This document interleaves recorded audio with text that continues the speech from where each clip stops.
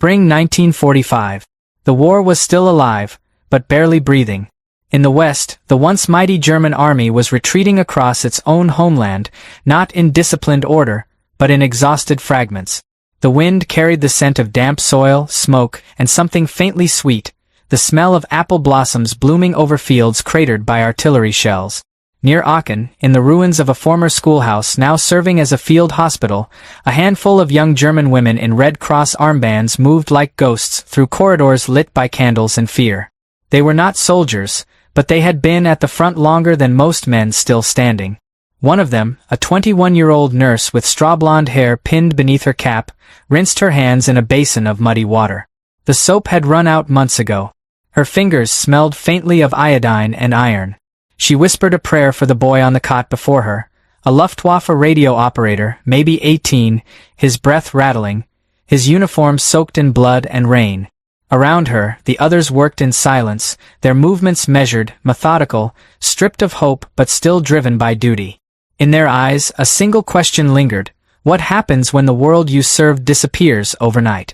Outside, the sound of artillery had changed.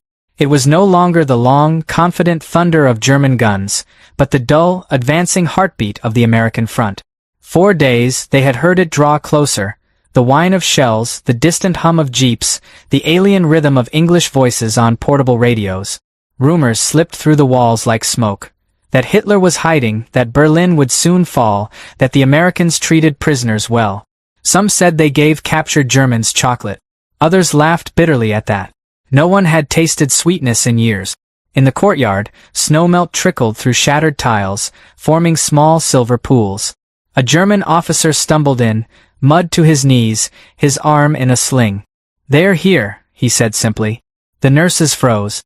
For a heartbeat, no one moved. Then, as if obeying an invisible order, they began cleaning, folding blankets, bandaging wounds, adjusting caps, as though dignity itself might shield them from what was coming. Outside, engines idled. Boots crunched. Voices called out in clipped English. The hospital trembled. A window pane fell inward with a soft clink. When the Americans entered, they did not look like the monsters the propaganda posters had promised. They were tired, mud-caked men in olive-drab uniforms, helmets tilted back, eyes alert but not cruel. Their weapons hung loosely at their side. The commanding sergeant, perhaps 30 with a stubble-shadowed jaw, removed his gloves before stepping closer to the cots. He spoke through a translator. "No one move. You'll be safe." His tone was neither kind nor harsh, simply factual, like a man exhausted by too many truths. For the women, the moment was surreal. These were the enemy, and yet they had come not with vengeance, but with medical kits. One soldier crouched beside the wounded radio operator, checked his pulse, and gave him a sip of water from his canteen. The young nurse's hand shook as she reached to help. Their eyes met for an instant, hers wide with disbelief, his calm, perhaps pitying. He nodded once, a silent reassurance. "You're done fighting." She didn't realize she'd been holding her breath until the air left her lungs like a confession. By dusk, the war had shrunk to a quiet hum. Outside, the Americans raised white flags over the compound for the planes above. The nurses gathered near the doorway, watching the sky tint itself lavender over the ruins. They were now prisoners, not of cruelty, but of history itself. The sergeant approached them again, his voice even. "You'll be processed tomorrow. Medical staff first." They nodded, unsure whether to thank him. One of them murmured, half to herself, "It's strange, they look just like our boys." No one answered. That night, the nurses slept on clean straw for the first time in weeks. The guns had stopped.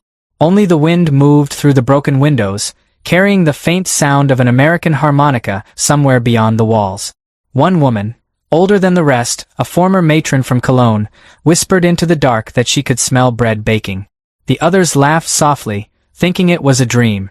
But the next morning, when the Americans distributed rations, they handed out real bread, soft, warm, and foreign. The women ate in silence, each bite a reminder that survival was now something awkward, almost shameful. By noon, trucks arrived. They were told they would be taken to a holding camp near Andernach for temporary internment. The word sounded sterile, harmless, but none of them knew what it meant.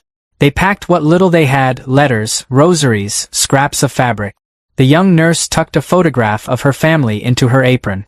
The boy she'd treated the day before was gone. A soldier said he'd been moved to another camp. She didn't ask which. There were no tears, only a slow acceptance, like stepping into cold water. As they were escorted out, the town looked unrecognizable. Streets once filled with marching boots now lay quiet except for the clatter of American trucks and the laughter of children chasing after them for candy. The women walked in lines, mud streaking their skirts, eyes down. Civilians watched from doorways, some sneering, some indifferent, a few crossing themselves. War had blurred the lines between guilt and survival. A child whispered, "Are they nurses?" and his mother pulled him inside. At the checkpoint, a young American handed each woman a metal tag and a canteen of water. He hesitated before offering a faint smile to the blonde nurse. She didn't return it, but after he walked away, she looked down at the tag in her hand, the number stamped deep into the metal.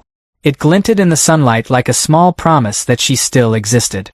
Around her, the sky had turned an impossible blue, the kind that only appears after too much rain. That evening, as they reached the camp perimeter, she saw the flags, American, Red Cross, and a faded German one taken from a captured garrison. The air smelled of diesel, disinfectant, and wet grass. Beyond the barbed wire, tents spread across the hillside in neat rows. It was not what she had imagined Captivity to be.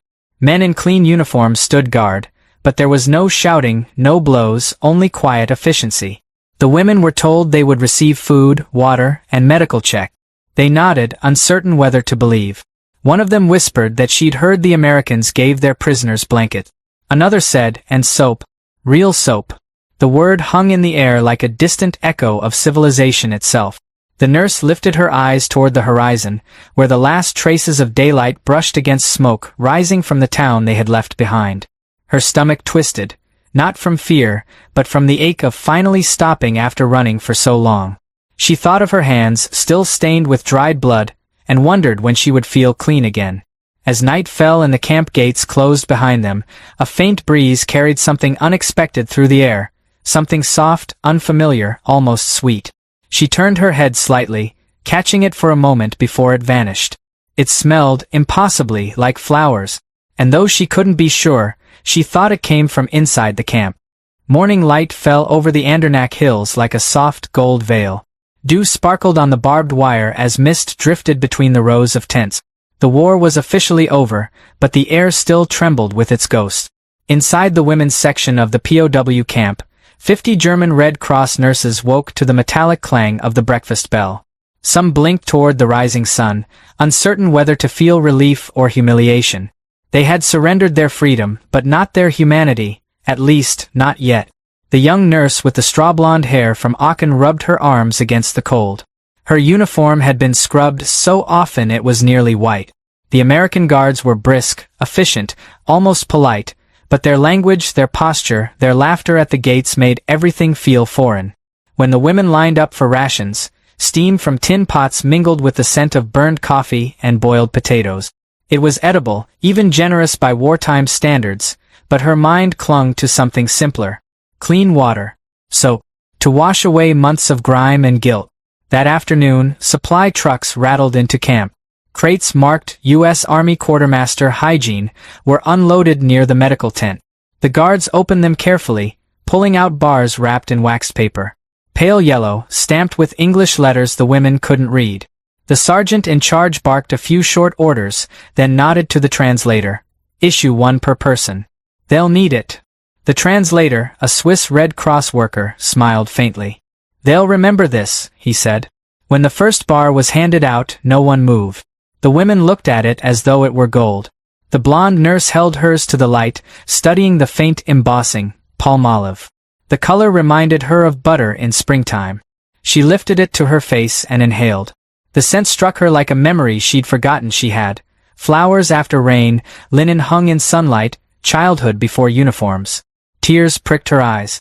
She laughed, a sound so small it startled even her. The others watched, then one by one raised their own bars. Within seconds, soft laughter rippled through the crowd. It smells like flowers, someone cried in German, and the phrase echoed down the line until even the guards turned to look. It was a strange moment. No speeches, no ceremony, Just women holding soap to their faces as if breathing in a lost world. A few of the American soldiers smiled, embarrassed but moved. One muttered to another, "They act like it's perfume." The other replied, "After what they've been through, maybe it is." Soon, the camp was alive with water and sunlight. Buckets clattered, tin basins filled, sleeves rolled up. The nurse knelt by the trough and rubbed the bar between her hands until it foamed into white softness. The bubbles gleamed against her skin, pale as snow. For the first time in months, she felt clean. Around her, laughter turned into singing, fragments of old folk songs carried on the wind. It wasn't joy, exactly. It was survival, washed and reborn. American medics passed by, watching curiously. Some of them had sisters back home. They recognized the gestures. The way women brushed soap over their arms, the way they smiled shyly when caught doing something tender. One medic, a boy from Ohio, later wrote in a letter, "They looked like any girls on a summer day, except there were rifles behind them." That was the strange truth of the camp. Beneath the discipline and wire, the war had paused just long enough for humanity to breathe. Evening brought inspection. The guards noted improved morale. Hygiene restored, no incidents, the report would later read. But what it meant inside those fences was different. Clean hands, clean faces, and for a fleeting moment, clean hearts. The nurses gathered near the fence as the sun sank over the Rhine. The blonde nurse rubbed the bar against her palm one last time before setting it beside her bedroll, wrapped in cloth like a treasure. She whispered to her friend, "It's as if the world smells good again." Her friend nodded. "Maybe it always did. We just forgot." The next days blurred into quiet routines. Laundry lines stretched between posts. Soap bubbles caught the light like tiny lanterns. The Americans brought more supplies. Combs, toothbrushes, even a few tins of powder. Rumor spread that the Red Cross would inspect soon. The camp commander wanted it spotless. Yet beneath the orderliness, unease lingered. Some prisoners whispered that the Allies wouldn't let them go home, that Germany was gone, that they'd spend years behind fences. Clean skin did little to wash away that fear. Still, something subtle shifted between captor and captive. When the women lined up for rations, guards began greeting them with a nod. One afternoon, the same sergeant who'd issued the soap passed the nurse by the well. He paused, removed his helmet, and asked in halting German, "Alles gut?" She hesitated, then answered softly, "Job gut." He gave a curt smile and walked on. It wasn't much, but in that tiny exchange lived the fragile miracle of post-war peace. Rain fell that night, drumming on the canvas roof. The scent of soap mingled with wet earth. Some women dreamed of home. Others feared there was no home left. The nurse lay awake, tracing circles on the bar of soap beside her pillow, its fragrance fading but still there, a reminder that someone, somewhere, believed they deserved to be clean again. That simple mercy unsettled her. Why would the enemy give comfort? What were they trying to prove? She turned over the question until dawn, when bugles called them back to line. Days became weeks. The Americans replaced sentries. The Swiss Red Cross delivered letters from families. News filtered through. Germany had surrendered. Hitler was dead. The Reich had fallen. The women stood in silence, hearing the words as if from underwater. Some wept quietly. Others stared into the distance, unable to grasp a world without orders, without flags. The nurse clutched the soap in her hand until her knuckles whitened. It was absurd, she thought, to hold on to something so small when everything else had vanished. Yet she did. Later that evening, she watched two guards sharing cigarettes by the fence, laughing about baseball. The sound was ordinary, harmless. It filled the space where gunfire once lived. She wondered if mercy could be this mundane. Just people washing, talking, existing side by side without the weight of ideology. Maybe that was the truest kind of victory. Not parades or speeches, but decency surviving when no one demanded it.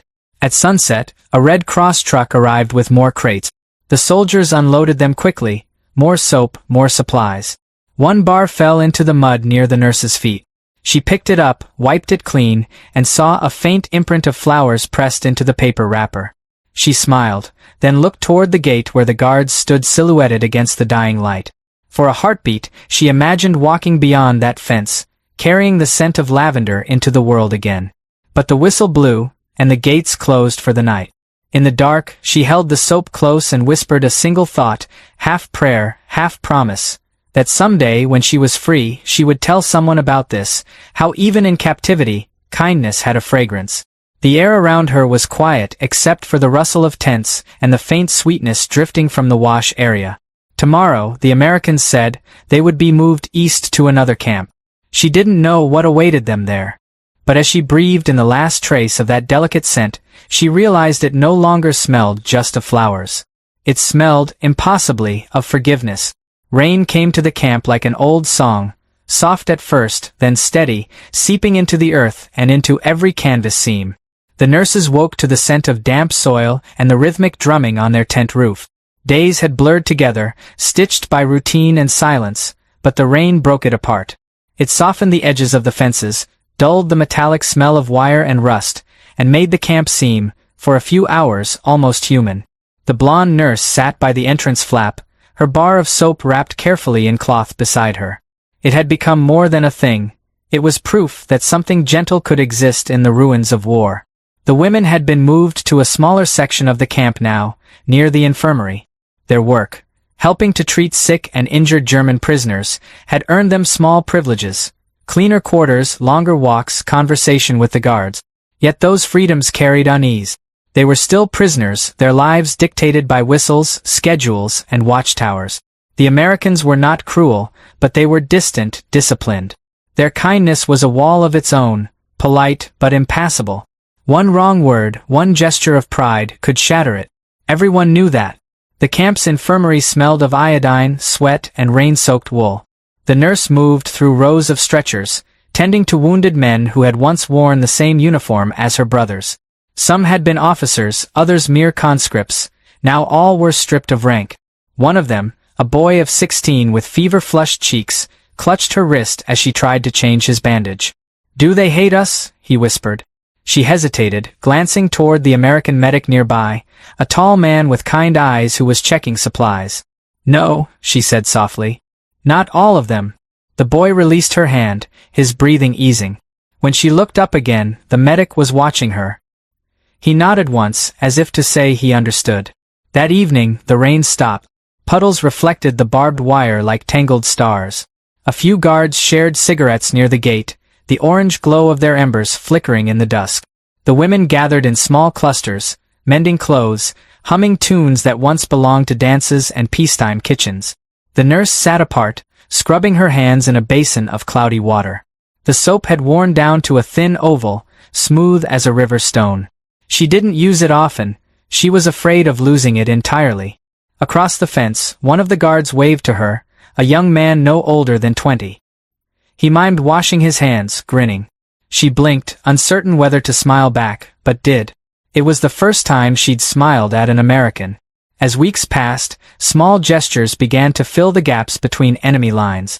A medic left a tin of salve on the nurse's table, without a word. A guard returned a dropped handkerchief, folded neatly. When food was short, the Americans quietly shared extra bread from their own rations. None of it was officially permitted. But in that strange limbo between surrender and peace, rules bent to the weight of decency. The women stopped flinching when English voices called out. They started learning simple words: thank you, good, yes. The nurse learned one more: forgive. She practiced it under her breath, though she wasn't sure whom it was for. Still, not all moments were kind. One morning, news spread through the camp. Photographs from liberated concentration camps had reached the American newspapers. The guards' moods changed overnight. Where they had once been cordial, now they grew cold, silent.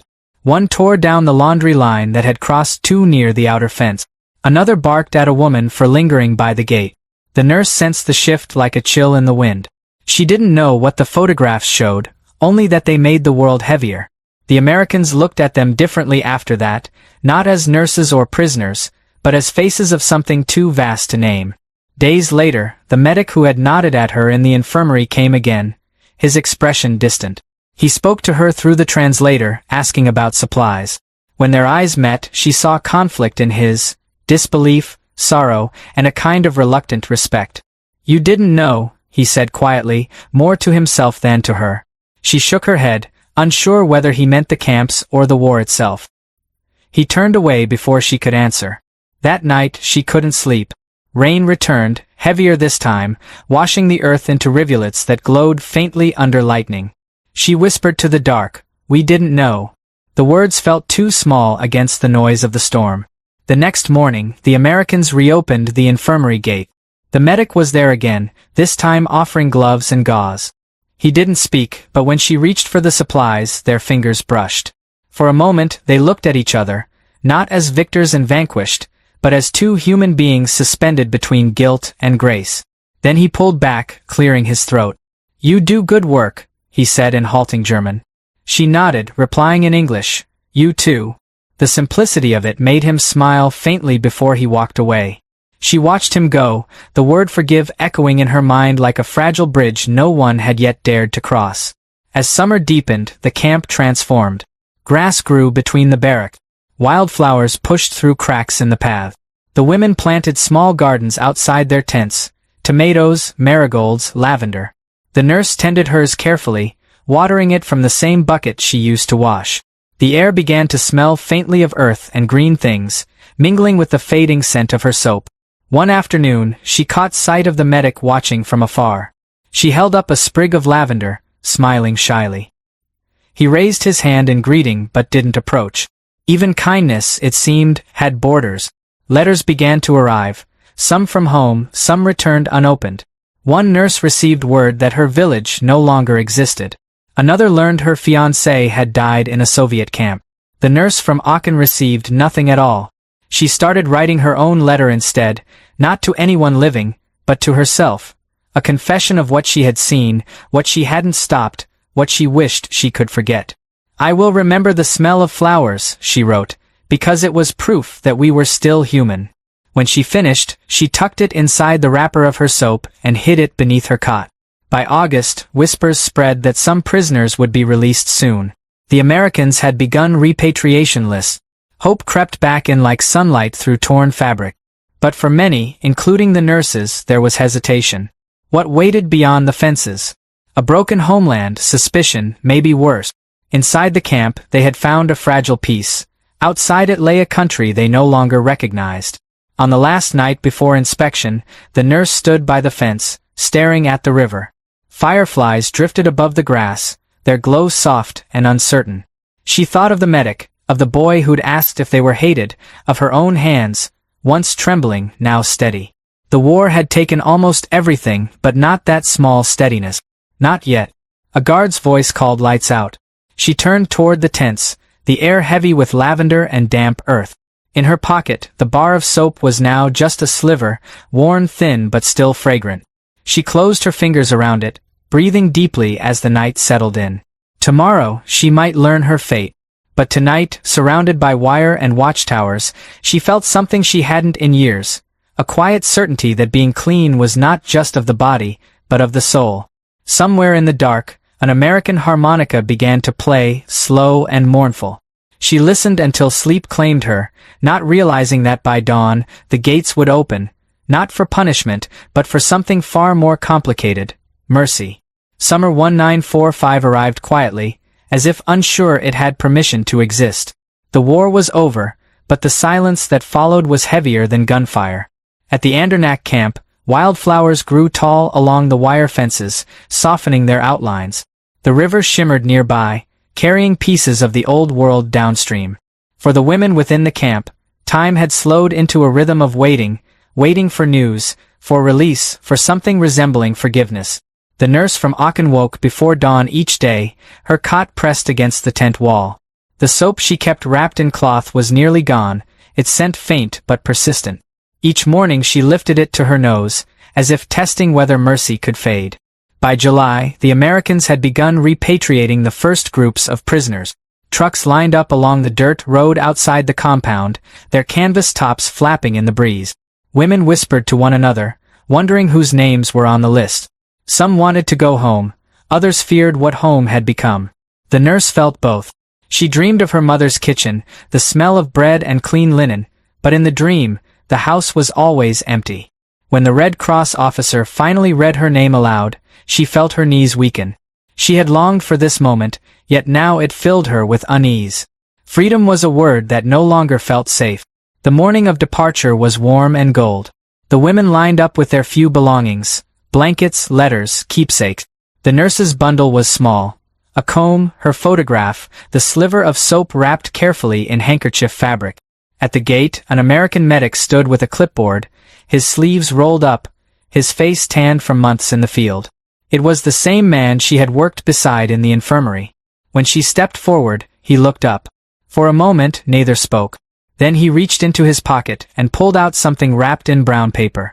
"For you," he said, his voice low. She hesitated, afraid to take it. "It's just soap," he added, smiling faintly. "The good kind." She accepted it with trembling fingers. "Thank you," she whispered in English. "You're welcome," he replied, and for the first time, she believed he meant it. The truck jolted forward, its wheels kicking up dust. From the back, the women watched the camp recede. The fences, the tents, the guards now only silhouettes in the sunlight. None of them spoke. It wasn't joy that filled the air, but something quieter, heavier. The knowledge that kindness could wound as much as cruelty, because it forced them to remember what they had almost forgotten, that the enemy had hearts too. The nurse pressed the new bar of soap against her chest, breathing in its faint lavender scent. It smelled not of captivity, but of something impossibly rare: grace. Their journey home was slow, winding through the wreckage of the Rhineland. Bridges hung broken over rivers, towns were shells of brick and silence. At every checkpoint, the American soldiers waved them through with calm efficiency, handing out water and bread. The women thanked them in halting English, surprised each time by the gentleness of it all. In one village, children peeked from doorways, their eyes wide at the sight of returning prisoners. No one cheered, but no one spat either. The world had grown too tired for hatred. When the nurse reached Aachen, she found the hospital where she once worked reduced to rubble. Only the iron frame of the doorway remained, twisted like a skeleton. The garden behind it had sprouted wild daisies, their white heads nodding in the wind. She sat there for a long time, unwrapping the soap the medic had given her. The wrapper was stamped U.S. Army lavender. She broke a small piece and rubbed it between her fingers, watching the foam bloom like milk. The scent rose softly, mingling with the flowers. For a moment, she closed her eyes and felt clean again, though tears blurred the world around her. Weeks turned into months. The nurse found work at a small clinic run by British relief doctors. They treated civilians, children with malnutrition, old men with hollow eyes. She moved through the ward quietly, her presence steady, unremarkable. Sometimes the patients asked if she had served in the war. She always answered, yes, as a nurse, and left it at that. But at night, when she washed her hands, she still used the American soap. The scent filled the empty room, faint and floral, a reminder that goodness could survive the ashes. Letters began circulating from former prisoners describing their experiences. Some spoke bitterly, others gratefully. A few mentioned the Americans' restraint, their curious civility. "They treated us like people," one wrote, and that was more confusing than cruelty. The nurse copied that line into her diary. It was true. Mercy could be disarming. It asked for no repayment, offered no defense. It left one standing exposed, forced to confront the possibility that war had not destroyed everything after all. One afternoon in early autumn, a package arrived at the clinic, supplies from the Red Cross. Bandages, medicine, and small hygiene kits stamped with English lettering. Inside were more bars of soap, identical to the one she'd kept. Her hands trembled as she lifted one out. It smelled the same, lavender and lemon, faintly sweet. She placed it on the sink in the children's ward. That evening, when she helped a little girl wash her hands, the child smiled and said, "It smells like flowers." The nurse froze, her throat tightening. The words echoed perfectly, as if time had folded back on itself. She smiled through tears and said softly, "Yes, it does." The camp felt far away now, yet sometimes she dreamed of it still. The wire, the rain, the harmonica at night. But in the dream, the fences always opened, and the scent of soap drifted outward like mist, covering the land. She would wake with that fragrance lingering in her hair and wonder if forgiveness could truly spread like that, quietly, invisibly, across borders and decades. She began writing again, not for herself this time, but for others. In a letter published in a small post-war journal, she wrote, "They gave us food, shelter, and soap. But what they really gave us was proof that decency can outlive any flag. Years later, historians would find testimonies like hers in dusty archives. Simple accounts, brief paragraphs about American-run camps in the Rhineland. Few would notice the poetry hidden in those lines, the way an act as ordinary as washing could become sacred. But for those who lived it, the memory endured like scent on skin. The war had stripped them of almost everything, yet it could not erase the fragile fragrance of mercy that lingered long after the uniforms were burned. That winter, as the first snow fell over Aachen, the nurse walked to the riverbank. The water was cold, dark, endless. She broke the last fragment of her soap and let it slip into the current. It dissolved instantly, vanishing beneath the surface. She stood there watching until the ripples disappeared, then whispered a quiet goodbye, not to the war, but to the part of herself that had needed it. Behind her, the wind carried the faintest hint of lavender across the frozen air. If she had turned then, she might have seen the small boy from the clinic waving from the path, calling her name. Instead, she stayed for one last moment by the water, breathing deeply. Somewhere far away, perhaps in another camp, another soldier or nurse might be holding the same bar of soap, catching the same scent. The thought made her smile. The world was wounded, yes, but still capable of tenderness. And as she walked back toward the lights of the city, the fragrance followed her, soft and persistent, as if mercy itself refused to let go.